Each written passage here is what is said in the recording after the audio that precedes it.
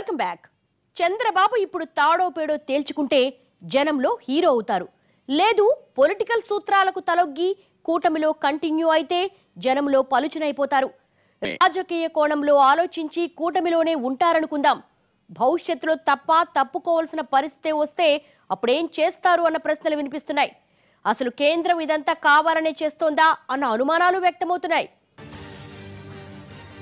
రాష్ట్ర భవిష్యత్తును దృష్టిలో పెట్టుకుని చంద్రబాబు ఏం చేస్తారన్నది ప్రస్తుతానికి సస్పెన్సే. కేంద్రం వేలు పట్టుకుని నడవాల్సిన రాష్ట్రం కాస్త ఇప్పుడు కాళ్లు పట్టుకుని బతిమిలాడినా కనికరం దక్కట్లేదు. సరే, ఇప్పటికి నిధుల కోసం చంద్రబాబు నాయుడు కేంద్రంతో వైరం పెట్టుకోకుండా కూల్గా ఎన్డీఏలో కంటిన్యూ అవుతున్నారని అనుకుందాం. మరి భవిష్యత్తులో టీఆర్ఎస్ కూడా అదే కూటమిలో చేరితే అప్పుడేం చేస్తారన్న ప్రశ్నలు కూడా వినిపిస్తున్నాయి. ఇప్పటికే తెలంగాణ ప్రభుత్వం తీరు, కేంద్రంలో కమలనాథుల జోరు చూస్తుంటే ఆ రోజు కూడా దగ్గరలోనే ఉందన్న సంకేతాలు కనిపిస్తున్నాయి. ముమ్మాటికి ఆ రెండు పార్టీలు కలుస్తాయని చెప్పలేకపోయినా ఒకవేళ అదే జరిగితే చంద్రబాబు మాత్రం ఖచ్చితంగా కూటమి నుంచి బయటకు రావాల్సి వస్తుంది. అప్పుడు ఇటు ప్రజల దగ్గర విలువ ఉండదు, పార్టీ దగ్గర పరపతి ఉండదు. వేరుపడి ప్రత్యేకంగా పోరాటం చేయాలనుకుంటే ఖచ్చితంగా చంద్రబాబు నాయుడు మొత్తం దక్షిణాది ప్రాంతాల్లో ఉన్న తెలుగు ప్రజలందరినీ ఏకం చేయాల్సిన అవసరం ఉంది. ఆ ప్రాంతంలో దక్షిణాది ప్రాంతంలో విస్తరించాల్సిన అవసరం ఉంది.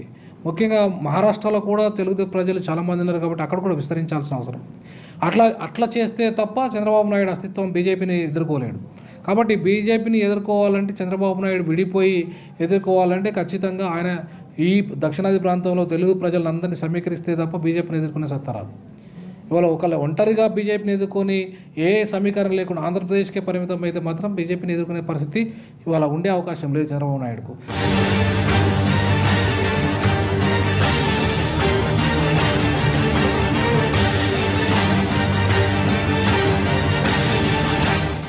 అంటే ఇప్పుడు తీసుకోవాల్సిన నిర్ణయం చంద్రబాబుకు చాలా కీలకమనే చెప్పాలి. ఇప్పుడే బయటకొచ్చేస్తే జనంలో వాల్యూ పెరుగుతుంది. ఒకవేళ కంటిన్యూ అయ్యి తర్వాత తప్పనిసరి పరిస్థితుల్లో బయటకు రావాల్సి వస్తే మాత్రం రెండిటికీ చెడ్డ రెవడిగా మిగిలిపోవాల్సి ఉంటుంది. కానీ ఇక్కడ ఒక్క విషయం అర్థం చేసుకోవాలి. వాస్తవానికి కేంద్రం చేసిన తప్పిదానికి చంద్రబాబు ఫలితం అనుభవించాల్సి వస్తోంది. ఏపీకి నిధులు, ప్రత్యేక హోదా ఇవ్వటం విషయంలో కేంద్రం తాత్సారం చేయటం వెనుక బీజేపీ రాజకీయ కోణాలు కూడా లేకపోలేదు. ఏపీకి ఇప్పటికిప్పుడు ప్రత్యేక హోదా ఇచ్చేస్తే ఆ క్రెడిట్ మొత్తం టీడీపీ ఖాతాలో పడిపోతుంది. అప్పుడు స్పెషల్ స్టేటస్ ఇచ్చింది బీజేపీయే అయినా దానివల్ల రాజకీయంగా లబ్ధి పొందేది మాత్రం టీడీపీయే. అంటే ఈ రాజకీయ పార్టీలకి ప్రజల ప్రయోజనాల కంటే ఓట్ల మీద మక్కువ ఎక్కువ. రాష్ట్ర భవిష్యత్తును ఎట్లా కాపాడుదామో, యువతకు ఎలా ఇద్దామని చెప్పని కాదు, రాజకీయంగా ఏ రకంగా లబ్ధి పొందుతామని చెప్పి వాళ్ళు చూసుకుంటారు. అంతేకాదు, భవిష్యత్తులో రెండు తెలుగు రాష్ట్రాల్లో పాగా వేయాలని చూస్తున్న బీజేపీకి ఇది ఇబ్బంది కలిగించే అంశం. పోనీ ప్రత్యేక హోదా కాకుండా స్పెషల్ ప్యాకేజీలు కానీ పన్ను రాయితీలు కానీ ఇచ్చినా బాబు బలం పెరిగిపోతుంది. అందుకే పరిస్థితి ఇలాగే కొనసాగించి ఆంధ్రప్రదేశ్ను తన చెప్పుచేతల్లో ఉంచుకొని చివరిలో అంటే 2019 ఎన్నికలకు ముందు వరాలన్నీ ఇచ్చి ప్రజలను తన వైపు తిప్పుకోవాలన్నది బీజేపీ దూరాలోచన అన్న అభిప్రాయాలు ఉన్నాయి. ఇప్పుడున్న పరిస్థితుల్లో ఏపీకి రూపాయి ఇచ్చినా దాని క్రెడిట్ మొత్తం కమలనాథులకే దక్కాలన్నది మోడీ షా వ్యూహం. అందుకే వాయిదాల్లో ముష్టి విధులుస్తున్నారు. ఈ విషయంలో కనీసం రాష్ట్ర బీజేపీ నేతలు కూడా చేయగలిగింది ఏమీ లేదు. దాన్ని అర్థం చేసుకుని పరిష్కరించే ప్రయత్నం చేయాలి, కేంద్రం ప్రయత్నం చేస్తుంది. ప్రత్యేక హోదా విషయము ప్రభుత్వము ఇప్పటి వరకు ఇంకా తుది నిర్ణయం తీసుకోలేదు. దానిపై చర్చ జరుగుతుంది. మా ప్రభుత్వం 9 నెలలు అయింది. వేగంగా పోలవరాన్ని పూర్తి చేసే ప్రయత్నం జరుగుతుంది. సంతృప్తి కలిగించలేదు. అది నా అసమర్థత, మీ సమర్థత అని అనుకోండి, ముందుకు పోండి. వాస్తవానికి ఈ విషయంలో వెంకయ్యనాయుడు ఒక్కడిని నిందించి ఉపయోగం లేదు. ఆయన ప్రయత్నం ఆయన చేస్తూనే ఉన్నారు. కానీ ఈ విషయంలో ఆయన చేయగలిగింది కూడా ఇంతకు మించి ఏమీ లేదు. ఎందుకంటే ఆయన కేవలం ఒక మంత్రి మాత్రమే. ఏపీకి నిధులు, ప్రత్యేక హోదా విషయంలో నిర్ణయం తీసుకోవాల్సింది మాత్రం ప్రధాని మోడీయే.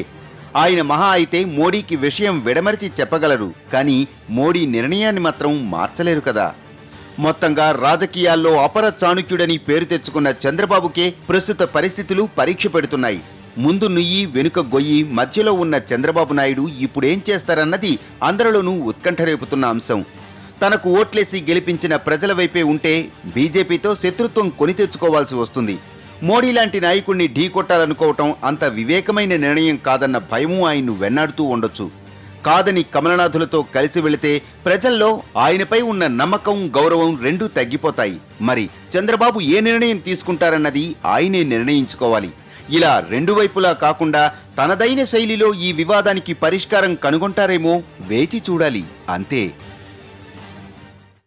ఇది వాళ్ళ స్టోరీ బోర్డ్. మరో అంశంతో మళ్ళీ కలుద్దాం. నమస్తే.